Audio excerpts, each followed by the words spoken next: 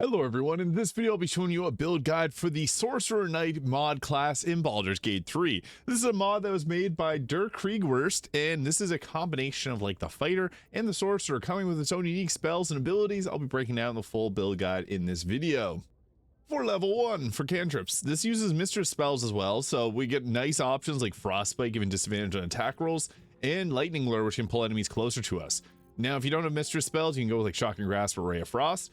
But as for the spells, I'm just going to keep with the base game because these are two of the best. Getting ourselves the shield spell is nice to increase our armor class for better survivability, and magic missile is great for the guaranteed damage that it does. Now for our ability scores, I went with 16 charisma, 10 intelligence and wisdom, 14 constitution, and 16 dexterity. You can also build around strength, but for early game, your best way to get high initiative and high armor class is going around dexterity. So that's what I would do there, but you can also build around strength if you prefer. So I'll be covering again the full build guide here, as well as gear options, not using any equipment mods, just base game gear, as well as showing it off in combat. Now level 2, this is when we start getting in some interesting stuff. So we get our sorcery points here, but we also get Sorcerer's Smite. Channel sorcery points into your melee attacks, dealing additional damage. You also get the Sorcerer's Smite reaction, weapon damage, dealing additional force damage, and also the critical version of it. And you get Soul Burn, gain sorcery points, but take force damage for each point gained. This is really cool because this gives you a mechanism to help increase your overall damage, and if you got a lot of potions, you can just keep restoring your health. Now we get to choose a single spell here, similar to the sorcerer spell list. Absorb Elements is nice to take less elemental damage and deal elemental damage on your attacks. Thunder Wave is great because a pushback is always effective, especially if you knock people off of ledges. And Frost Fingers is probably going to be the best damage. What's nice about this is it can also set up cold surfaces, or ice surfaces, so you make enemies slip and fall. Thunder Wave, the Frost Fingers, or the Absorb Element spells will be great. And for our fighting style, defense for the +1 armor class is going to be our best option there. It's usually the best option, as we're going to be doing a bit of casting as well as attacking with weapons, so having one that's going to cover both of those is best. And we also get to be a Sorcerer's Talent. Each of these comes with their own cool abilities, so like the Eldritch Pre-Recognition here can give you advantage on attack rolls until the end of your turn. Usable per once per short rest with 1 sorcery point as the cost. Sorcerer's Surge uses 4 sorcery points to give you action surge, which is really nice. The Knight Errant will give you access to the Disarming Cleave, Arcane Cleave, and the Arcane Disarming Strike. Arcane Cleave is actually huge because this does weapon damage to 3 targets in a cone, so you can actually hit them for full weapon damage. That is really strong. We also got the Arcane Disarming Strike you can go with. This will possibly knock the weapon out of their hand. You also get Devil Sight. Never a bad idea to have Devil Sight. Eldritch Stomp. This allows you to supercharge your jumps and getting the Eldritch Stomp, which knocks targets down, dealing charisma and modifier damage in thunder damage, I guess I should say, and Force Pull, which allows you to pull a target closer to you. Devil Sight's really nice, but actually going with this can be very effective because if you get surrounded, you can just pull out an Arcane Cleave and whack them with your weapon for full weapon damage, and that's actually really strong. Sorcerer's Surge is also a really nice one. The extra action is very valuable, and for 4 sorcery points, it's a pretty good bargain. So either of these, I'm going to go with Sorcerer's Surge at first level here, and then later on we'll go with something different. And we get to pick ourselves a feat at level 2, so you may as well just boost up the charisma here. So this gives you early game feats. Now at level 3, we get ourselves a level 2 spell. Misty Step is always a good choice. If you got Mr. Spells again, you get a lot of other options here. Hold Person is another really big one because you can hit critical hits with your melee attacks. Always nice. And we get to pick our Metamagics. Distance Spell is huge to increase the range of our spells, and Twin Spell. You know the deal. Twin Spell can do Twin Haste, which is very strong. At level 4, we get ourselves another cantrip choice, and this one we can add Booming Blade, which works perfectly here, or Green Flame Blade. And for the spells, I think Misty Step is a very valuable choice, or Scorching Ray, so you can go with one of those. And we get ourselves the Sorcerer's Talent here, so we'll get the Cleave. And for our feat, we may as well just max out our charisma for better spell casting, better really everything. At level 5, extra attack. Really nice. And we get ourselves level 3 spells with Lightning Bolt, Fireball being 2 of the best, and also Haste. So take which of these that you prefer best, and then for our Metamagic, we're going to want Quicken Spell. This just gives you that bonus action spell everyone knows and loves. Very powerful. And at level 6, we get ourselves another choice in spell here. So Haste or Fireball work great. I'm going to go Fireball here. And also, we get more Sorcerer's Talent. So we got the Eldritch Mind. If you're Charmed or Frightened, you can spend 2 sorcery points to remove it. We got Bend Luck, which can change use 2 sorcery points to change attack rolls or ability checks by a 1d4.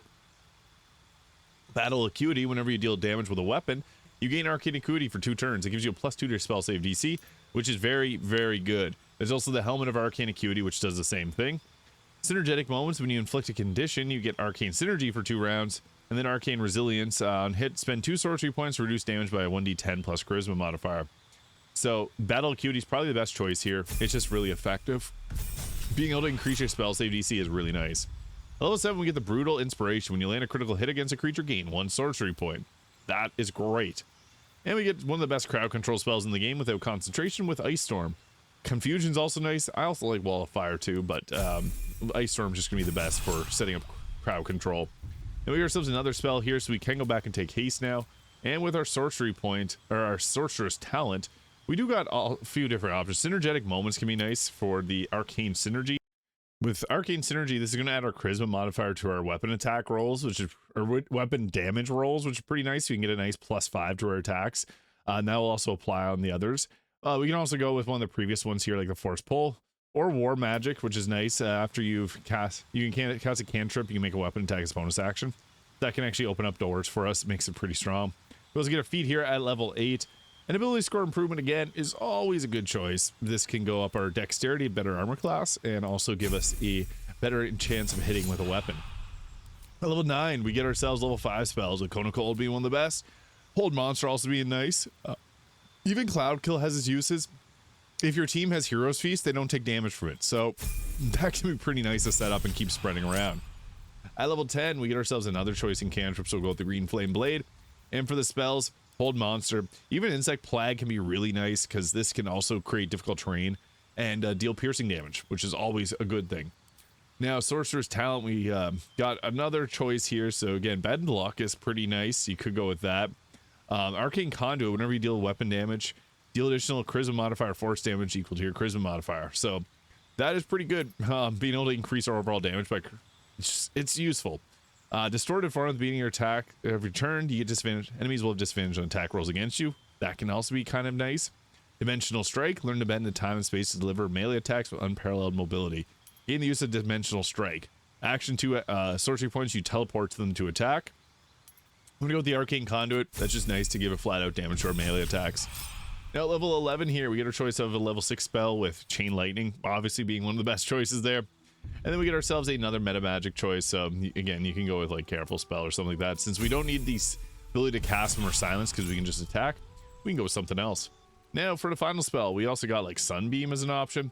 Globe of Invulnerability is always a good option. And you can go back to some of the previous ones, like Synaptic Static's pretty effective.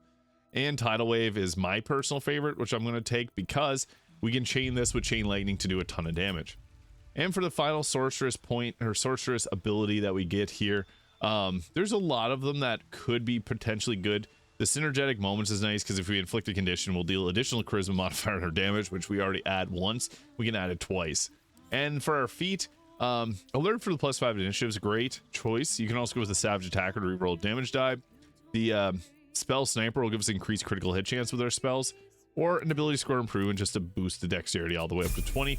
That also works well too, because then with our gear, we can go with something pretty strong for our armor. So for our gear, I went with the Birthright. That +2 to Charisma means an extra point of damage on all of our attacks, and Charisma is just going to be extremely useful for us, so went with that. You can also use the Helmet of Arcane Acuity if you don't want to go with that other Sorcerer's Talent. A Cloak of Protection for better armor class. I want the Armor Agility. This gives us a 26 armor class if we're using a two-handed weapon. Now, if we're going to use a just a normal weapon here and add shield, we get our armor class up to 29, 31 with haste. This becomes very defensive, so that's also really nice. However, there is another way we can go about doing this because with the Armored Agility, it adds our full dexterity modifier, but if we also go with the Ballast Armor, this will apply piercing damage vulnerability to enemies. And what's nice about that is we can also use this to kind of hide in the shadows. So you get the Devil's Sight ability, but if we're using the Spear, we also get the basically Devil's Sight for free. And that's really effective. So going with this can work really well. We're a sorcerer, we're a knight. It works well together. If you don't want to go with the Sharp Spear of the Evening, you do have to do an evil run for that. Early game weapon options would be the Falar Alluve weapon. This allows you to do the Falar Alluve melody, and you can do the Shrieking Song, which will deal damage to enemies when they get close to you. The Infernal Rapier is also nice too, because it will give you better spell casting, and it'll use your Charisma for attack rolls, and you get a Cambion summon with it, so that's probably one of the better choices if you don't have Sharp Spear of the Evening. And it's a good alignment playthrough. The Infernal Rapier is for good alignment, evil alignment, Sharp Spear of the Evening, so that can also work too. Knife of the Undermountain King is also kind of nice too. I also went with the Hellrider Longbow for to increase initiative, Helldust Gloves for better spell attack rolls and spell save DC, and fire damage on our attacks. Evasive Shoes for better armor class, Ring of Protection for better armor class, and the Snowburst Ring because whenever we do cold spells, we can create ice surfaces below the enemies. So early game, the Frost Fingers will create ice surfaces for them to slip on. I also went the Amulet of Greater Health to give us 148 health. We actually are pretty strong offensively, and I'll show off what this looks like in combat. So to get things started off, we got, you only get 1 level 5 spells, so that's just something to keep in mind. You actually get a little bit less spells than you normally would for other classes, but that's also because we got the option to do damage with other things. So with only 1 level 5 spell, that does give us a bit of a predicament here. Using the Marka Heshker staff can also be a nice option because with Marka Heshker, you can use this to cast spells with it and get yourself a free cast and chain lightning for free. So don't be afraid to go with that outcome as well if you wanted to. We can also just drop something like an insect plague here to be able to create crowd control, slowing everybody down. So that's what I'll do to start off combat, and then we'll get into using some of our more powerful spells. So I applied haste to my character just so that we can show off the full potential of the damage here. Now what we're gonna do for maximum damage is we can drop Tidal Wave down here. So Tidal Wave, if you can find an area that's going to cover the most ground, go with that. And Tidal Wave's nice because it's going to do damage, set up water, and get counterspelled. So that's not what I wanted to have happen. I took them out with that ability there though. What we wanted to do is set up Tidal Wave to create difficult terrain after dropping down something like a Cone of Cold or Ice Storm. I'll have to cut out the middleman there, use our Quicken spell, and then drop an Ice Storm right here for the double terrain. This will just give us a bit of a better crowd control for the enemies down there, and then we can move away so they have to come through it. And I guess we can also go with the Sorcerer's Surge here for another action. I should have remembered to do that. We also have the Sorcerer's Smites, which lets us do any type of damage that we want with our attacks. But now that we have our difficult terrain set up, we're kind of rolling. So I could have went with the Tidal Wave into Cone of Cold setup there. But we got people right here. So what I'll do is I'll just go with a weapon attack. We'll use our Sorcerer's Smite here. And I'll go with the cold damage version because this is going to create the ice surfaces below them. And it'll also knock myself prone. So that's a good way to start things off. Those happen. You can wear Nair's boots as well if you want, because that'll prevent you from slipping.